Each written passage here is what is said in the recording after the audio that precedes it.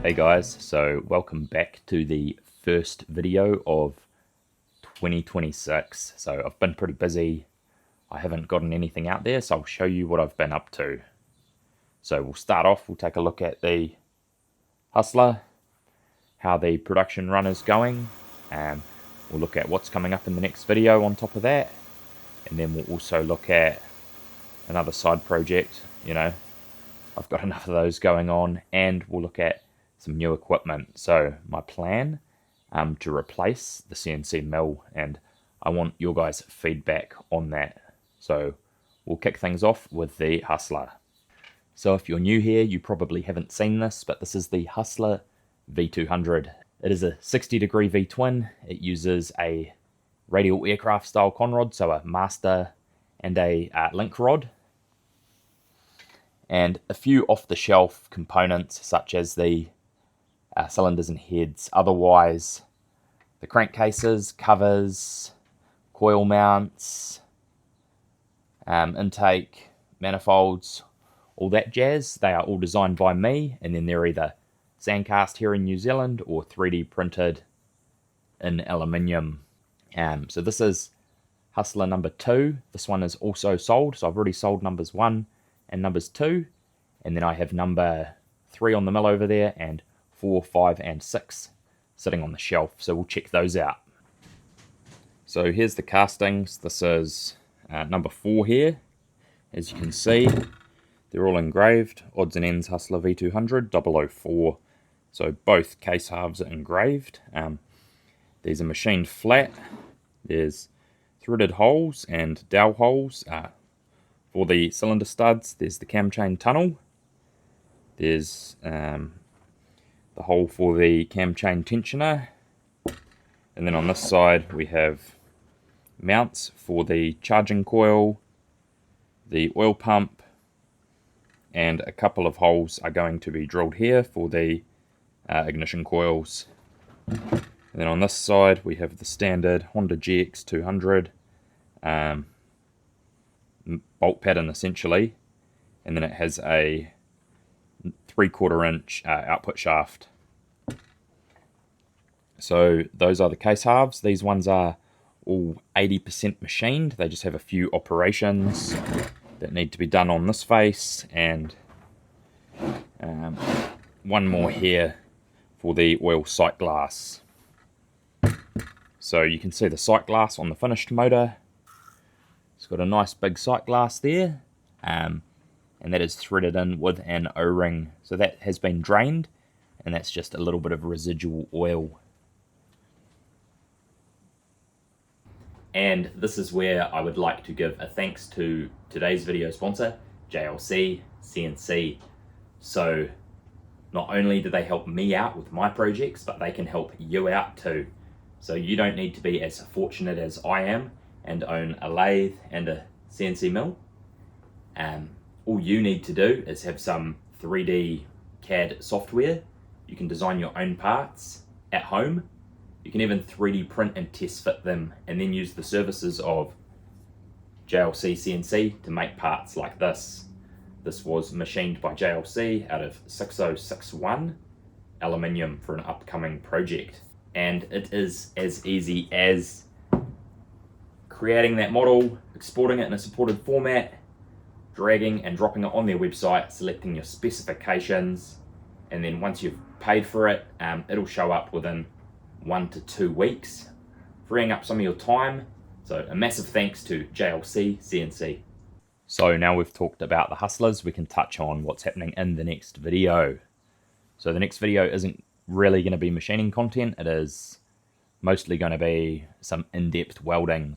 I've been cooking this side project up for a while, and I finally decided to pull the trigger and get some parts made. So here's the first parts for the video. Now pause, leave a comment if you can guess what these are for. They go something like this.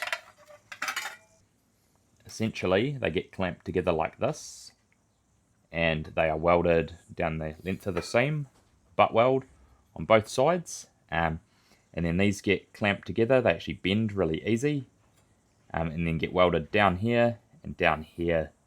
Now there's two of these, and they are an exact mirror of each other.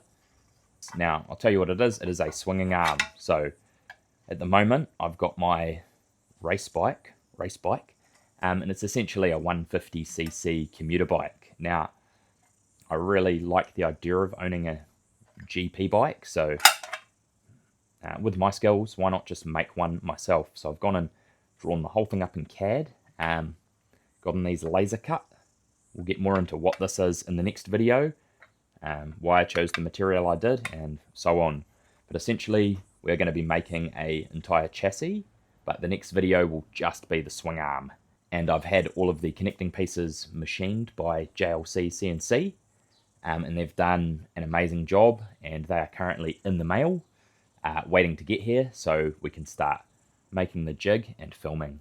Before we crack on with the mill, got another thing we're going to talk about is the V4. What's happening with it? Well, the plan, sell these 5 Hustler engines, get all that money together, and then upgrade this machine. And then I can start on the V4, as I want to do a really good job. And this machine here, capable, yes, but there's so many workarounds in terms of rigidity and travels and the number of setups I'll have to do. So first up, we're going to talk about what I'm going to replace this with. So recently, a second-hand machine came up locally, about 12,000 New Zealand dollars, and it almost did everything I wanted. It had 500 millimeters of X travel, 240 millimeters of Y travel, and 500 millimeters of Z travel. It weighed 726 kilos, so about 3 times as much as this machine. It had a Siemens controller, and it was all servo driven on all the axis. Now, 12 grand, and it had a Siemens controller, so name brand, and it came with spare servos for all the axis. And it had done 30 hours since new.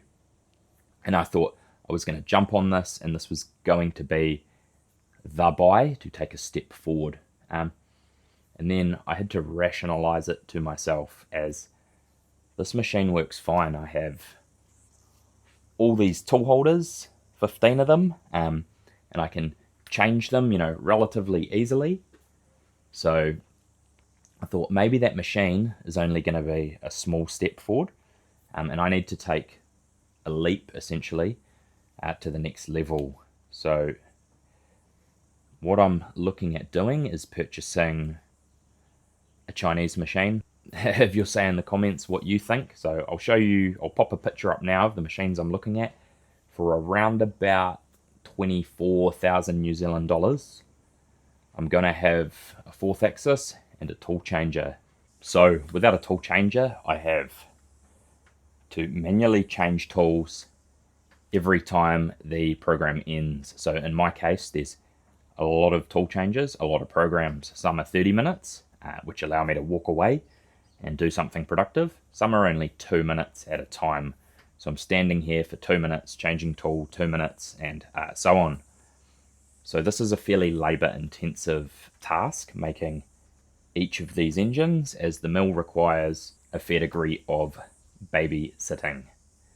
So the plan is to I thought I could retrofit a tool changer to this machine, a carousel, but then how much money would I spend on this mill? I mean, it doesn't owe me much. I think it owes me about 5,000 New Zealand dollars, and it has paid for itself several times over. But where does it end? I add a tool changer and do all these things, and it still only weighs 250 kilos. It's still only stepper motors, and essentially it's still only a hobby grade machine. So my way of thinking is I need a tool changer. That way I can step away for up to 2 hours at a time. You know, it's much more hands-off. I can do other stuff, work on other projects. Well, this is essentially making me money. And the fourth axis, that's a no-brainer. So currently I need to machine it on this face, this face, this face, this face, and this face, and a few more. And instead of coming out here with my fixture plate and indexing each setup, I can just set it up once on the fourth axis and it will run through all the programs and I will have a finished part. So when you think about it, that machine is a no-brainer. It'll pay for itself again.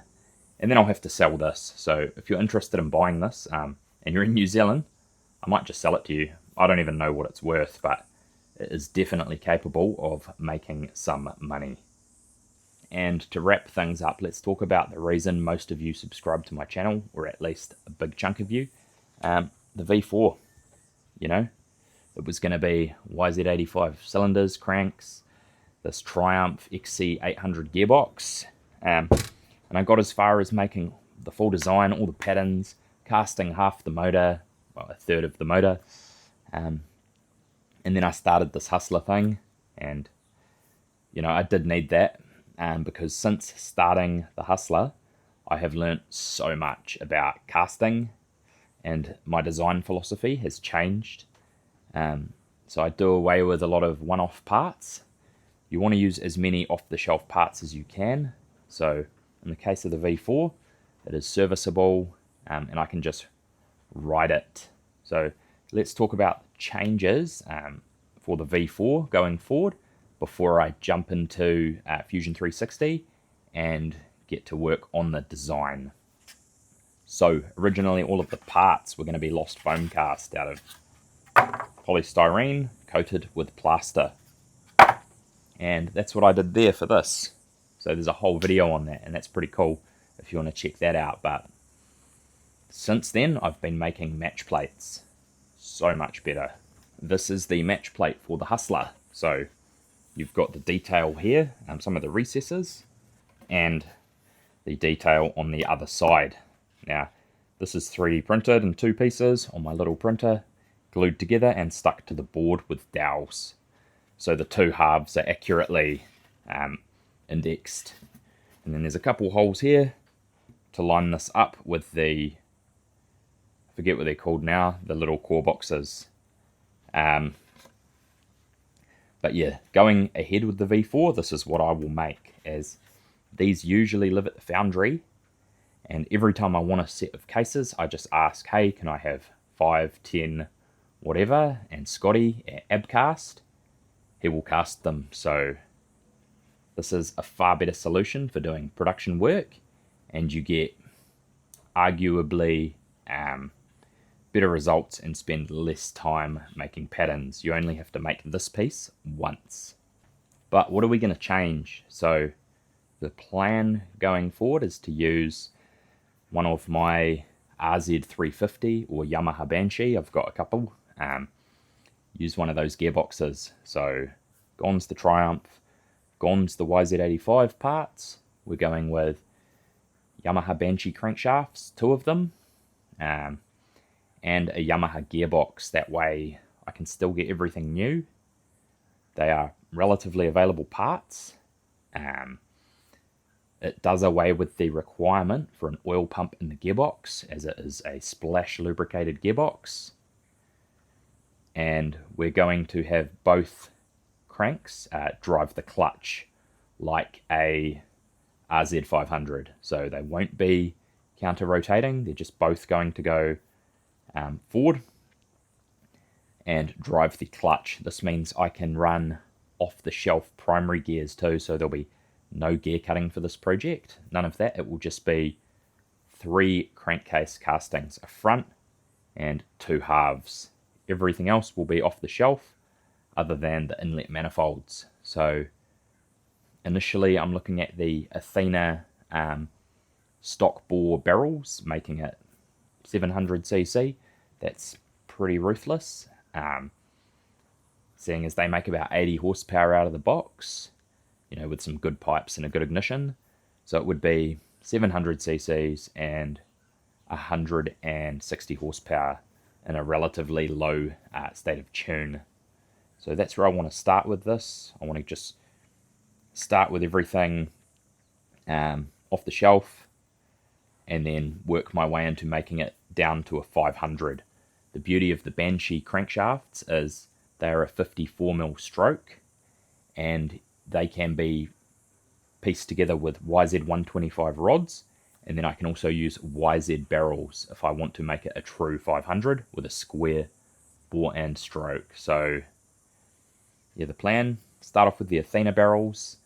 Because they are cylinder reed, it also makes the crankcase design far easier, although 3D printing the inlet manifolds to get them all in a nice row for 4 carbs, that'll prove to be the challenge. So if you're interested in that, let me know. Ask questions, chuck in your 2 cents. But in future videos, you know, I'm pretty busy, but I definitely do get around to stuff. We'll be working on the V4. That's what I want to do next. So muck around with my side project frame, finish the hustlers, V4